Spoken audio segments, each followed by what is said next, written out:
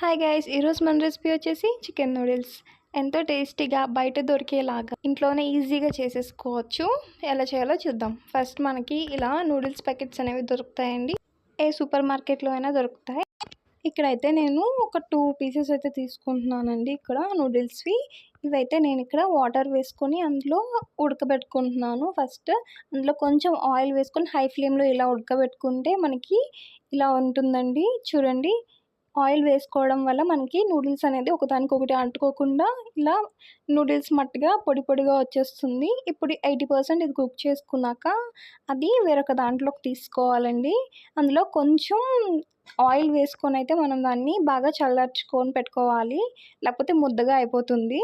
ఇలా చల్లార్చుకోవాలండి. ఇప్పుడు స్టవ్ మీద ఒక కడాయి పెట్టుకోవాలండి. పెద్ద కడాయి పెట్టుకొని అందులో ఆయిల్ ఒక 2 టీ స్పూన్స్ వరకు వేసుకోవాలండి. వేసుకొని ఇక్కడైతే నేను 2 ఎగ్స్ అయితే వేసుకుంటున్నాను. ఇప్పుడు ఇవన్నీ వేసుకున్నాక ఇప్పుడు ఒక టేబుల్ స్పూన్ సాల్ట్ అనేది వేసుకోవాలి.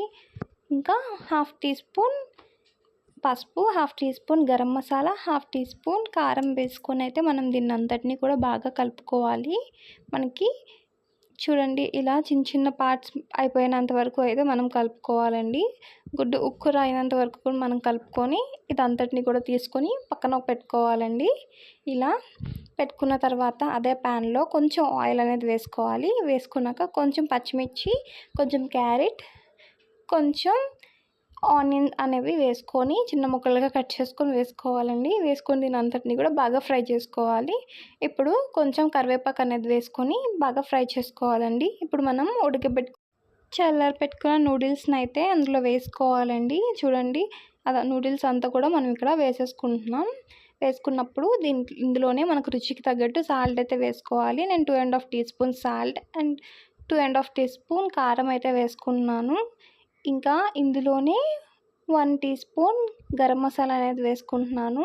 ఇంకా 1 టీ స్పూన్ చికెన్ మసాలా అయితే వేసుకుంటున్నాను అండి. తర్వాత మనం ఇప్పుడు సోయా సాస్ అనేది కొంచెం వేసుకోవాలి. ఇలా సోయా సాస్ వేసుకొని తర్వాత టొమాటో అండ్ చిల్లీ మిక్స్డ్ అండి ఈ సాస్ నేను ఇక్కడ వేసుకుంటున్నాను.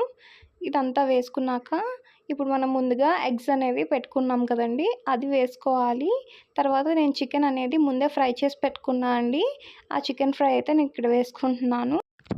ఇదంతా వేసుకున్నాక కొంచెం ఆయిల్ అయితే మనం వేసుకోవాలండి. నూడిల్స్ కలిపినప్పుడు మనకి కింద అడుగు అంటకుండా ఉంటుంది. ఇప్పుడు 2 గరిటెలు తీసుకొని అయితే మనం నూడిల్స్ ఇదే విధంగా కలుపుకోవాలి, కింద నుంచి పై వరకు. ఇలా కలుపుకుంటే మనకి మొత్తం మసాలా అంతా కలుస్తుంది. మనం వేసుకున్న సాసెస్ అండ్ మసాలా కూడా కలుస్తుంది బాగా. ఇలా కలుపుకొని ఒక 2 మినిట్స్ వరకు ఇలా కలుపుకోవాలండి, కింద నుంచి పై వరకు. మనకి షాప్స్లో ఎలా అయితే కలుపుతారో అలానే కలుపుకోవాలి.